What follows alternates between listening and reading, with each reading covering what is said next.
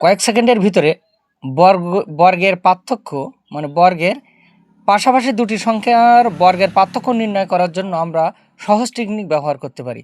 যেমন এখানে 55 স্কোয়ার এবং 54 স্কোয়ার, 54 এবং 55 এই দুটো পাশাপাশি স্কোয়ার সংখ্যা মানে বর্গ সংখ্যার পার্থক্য নির্ণয় করার জন্য এখানে 28 এবং 27 পাশাপাশি দুটি সংখ্যা ক্রমিক সংখ্যার বর্গের অন্তর নির্ণয় করার জন্য, এবং 93 92 এরকম শুধুমাত্র এই কয়টা না, এরকম ধরনের যে কোনো পাশাপাশি ধারাবাহিক ক্রমিক সংখ্যার বর্গের পার্থক্য নির্ণয় করার জন্য আমরা সহজ টেকনিক ব্যবহার করতে পারি।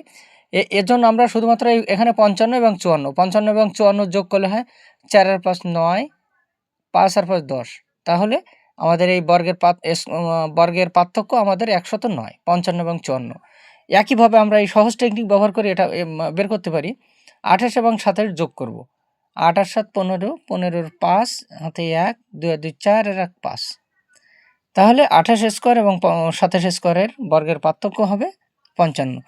আমাদের এখানেও তাই আমরা 93 এবং 92 যোগ করব, মানে এর বর্গের অন্তর নির্ণয় করা হয়ে যাবে। তাহলে 3 এবং 2 এর যোগফল হচ্ছে 3 আর 2 5, 9 9 18।